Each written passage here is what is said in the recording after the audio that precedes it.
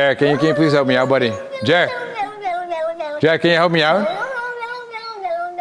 Jared, you stupid mother eating. You gotta like throw.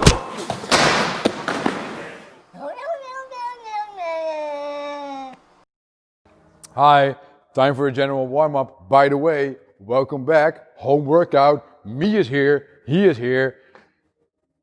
Thee is here. That's old English, by the way. But let's have a look at our two movements that together form the general warm-up. It is going to be the Walking Groiner, which is like a very slow mountain climber meets mobility exercise, combined with some rear delt raises. And while Jeremy is not in shot yet, he's going to quickly grab the bottles out of the closet in his kitchen. I'm lying. So let's have Jeremy start in a plank on long arms. Now what he's simply going to do is he's going to bring the right foot next to the right hand, hold it for a second, come back.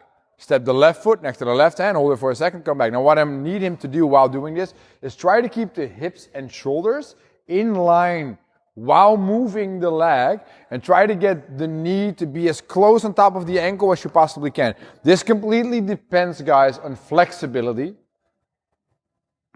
So that's why it looks very different with all of you. So I'm going to make him do more reps, and we'll tell you guys that in a second why that is. Really keep those shoulders stacked on the elbow on top of the wrist, and really hold every position for a good second. You can rest there, buddy. You can stand up. You guys can go as slow as you want to, but we're now show you the second movement, which is the rear delt raise. If you did all these home workouts and you come back here into the gym, you should have way better shoulder stability than you had before doing all the home workouts, since we do way more rear delt work than we did ever before.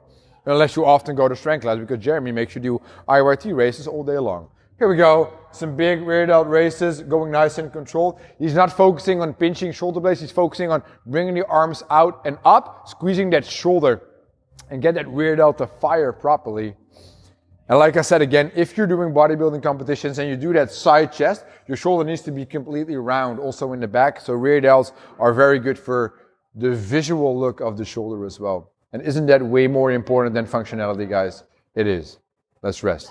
Now, what is the actual concept of the warm-up? You'll set a 5-minute timer. In that 5-minute timer, it might also be 4 minutes. I actually forgot. You guys check in the text in a second. It's going to be 50 walking groiners. Unbroken, very nice and slowly. That'll take you a good 2 minutes probably, which is fine. And then you do as many repetitions controlled of the rear delt raise as you can possibly make. Then I will guarantee you your entire body is nice and warmed up. Heart rate's up a tiny bit. And then we're ready for part number 2, which will start in, well, the time domain of the warm-up. Bye.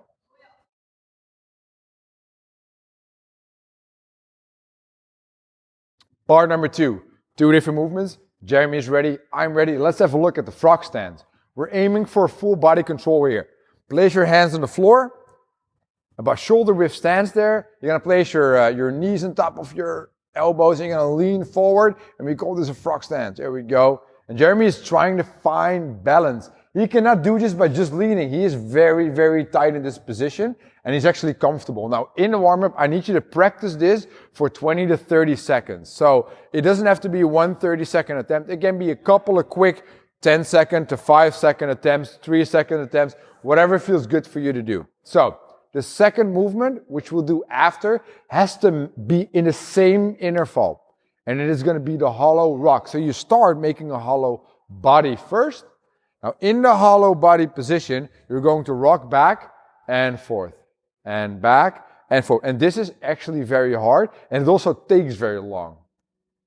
Now, I'm going to give you the easiest scaling option. Jeremy, can you pull in one knee and just grab your knee with your hands? And now rock back and forth. Look at this. Look at this. Just look at this. Keep looking. Keep looking at this. Stop looking at this. Set your timer at 5 intervals. Every interval is 1 minute of work and then 30 seconds of rest. And what do you do in the 1 minute of work? You gotta listen up to me. You have time to do the following. A couple of attempts of that frog stand. You can go up to 30 seconds if you want to. With the remainder of that time, you have to do the hollow rocks because you need to get 20 reps in of the hollow rocks. If you know that's hard for you, do a little bit less of the frog stand If you know it's easy for you, go as long as you can on the frog stand. It's going to be a whole bunch of fun. And Jeremy's going to do a round with you in 10 seconds.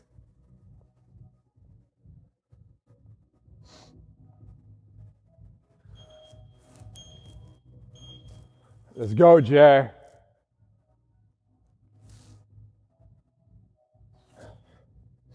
Hands on the floor, leaning, trying to get that elbow on the wrist, trying to use your body to get in balance. And like, look at that. He's taking a break, shaking off them shoulders, and getting back right into the next one. And maybe when you see this position, you understand the idea of doing 50 walking groiners before this and about 100 rear delt races. It all makes sense right now because it means you're so fatigued you can't do a frog stance anymore. Here we go. He goes right onto the floor and is going to start doing his hollow rocks.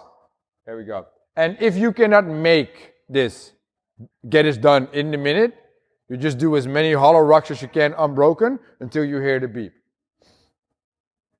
And again, if this is very hard, you pull in a knee, you grab the knee, you pull it against your chest, and that actually helps you to keep that nicely round lower back. It helps you roll back and forth. It's a tight, heavy ab exercise. It's not a tight exercise, it's a heavy exercise on which you have to be tight. You get the point? I get the point. Do you get the point?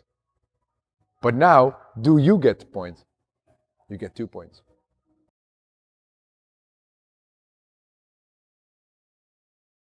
So 3 different movements together, going to combine this grinder of a workout. Jeremy's here demoing for you guys. You got to tag along because we're going to show you tons of injury options that we really need to discuss as well. First movement is going to be the no rope double under. So it's like the double tap jump. Let's go, Jeremy. So he's jumping, double tapping the leg while jumping. Now, if you actually have a rope at home, can you take your rope? And then you can also just do the double under with the rope. Isn't that crazy? You see how easy the double unders look with Jer? Now, I'm going to tell you guys this because it really matches the warm-up. If you have an injury not allowing you to jump or you have very angry neighbors, I want you to go for a regular mountain climber, but then do the fast one. Can you give me the fast mountain climber? Boom, boom, boom. This is the nice and fast mountain climber. Knees coming in nice, and now you can rest there, buddy. You match the amount of repetitions of the no rope double under, which is going to be 40 in the actual workout. Now, movement number 2 is going to be the back grounds to overhead. We've often done this in the gym with a plate. It's like a close grip muscle snatch. So, Jeremy is standing low, cleans, presses the back. Here we go. And he does not have the most comfortable back to use, but is that an excuse? No, because we say no excuses. You can rest there, Jim. Now, it is 20 reps of this, and I'm going to be very simple and brutally honest with you guys, because honesty is a key word here. That is, if you cannot go overhead, you do 30 repetitions of just the clean, instead of the 20 clean and jerks, or ground to overheads, I'm sorry, just ground to shoulder. If you cannot do the clean, so the ground to shoulder part, you do 30 repetitions of the shoulder to overhead, and I just close my eyes when you actually bring it to the shoulder, because that's where the injury is, so I don't want to see that. What do we have left? We have a third movement left. You know what it is? I know what it is. Do you know what it is? It's I know what it is. It is the frog jump, ladies and gentlemen. Your classic favorite frog jump. A word we actually found out on the first day of shooting the first video, because nobody actually gave this exercise a name. I did. So we're going to stand in a regular plank. We're going to jump into squat bottom, raise the hands up, come back into plank.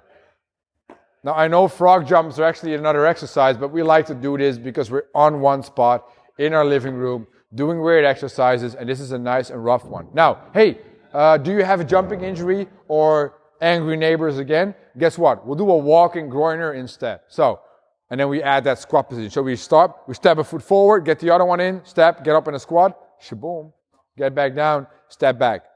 Let's call it a sumo groin walk squatters. And it's also like the sunrise greeting he does in the meantime. All right, so let's get ready and start a 20-minute AMRAP of what? 40 double tap jumps or double unders if you have a rope, and 20 reps of the back ground to overhead via the shoulder, obviously. Otherwise, it becomes like a high front raise or a weird-ass snatch. And then the third exercise will be the frog jump. Jeremy's ready. I said 10 reps. I didn't say it. It's 10 reps on the last one. In 10 seconds, he's going to start a round. Hey, and guess what? You got to start as well. In 3, 2, 1. Ready to rumble. Let's do this. Look at him go. Just look at him go. 40 reps it is. Hitting the legs twice. Now, actually, this is a very good drill to learn what? To learn the rhythm of the double under, because often people can actually do double unders, but they just mess up the rhythm. You need to listen to learn to the rope, passing the feet twice. And you can practice that by using the hands tapping on the legs. He's nice and subtle on the jumps. It also teaches you don't have to jump that high. You just need to jump high enough. Wow, that's crazy. I said enough and he was done. Isn't that cool? Yeah, man, that's so cool. Now, next one. Back clean and press. This is a muscle clean and press variation. And while we're watching this, Jeremy's actually training to get a 100 kilo muscle snatch. If you guys don't know what that means, it basically means rip a bar from the floor into one line overhead and call it a snatch. There's a muscle snatch. Here we go. Look at him go. And I've seen him do repetitions in training session in the last couple of weeks, and it looked pretty damn impressive. So this is a piece of cake for him. Even though this bag is close to 100 kilo, he can easily hit 20 reps with it. You guys see that? Crazy. It's crazy, Kev. Upon completion of the 20, you hear all the aspirins as well in the bag. We're going to go into 10 frog jumps. Let's get ready for that. So 10 times jump from plank into squat bottom. Shaboom, that's 1. There we go, that's nice, and 2. Now this actually will be the movement that is hardest, and it's going to kick off the next round with some more fatigue. It taxes the hip flexors, it taxes the abs, the quads as well, and even the shoulders. So it is a very nice full body exercise that I love to throw in workouts where I want you guys to just put in the work. That was a round in 2 minutes. Let's see if you guys can get 10 rounds on this workout. That would be something. Say hello to volume. Hey.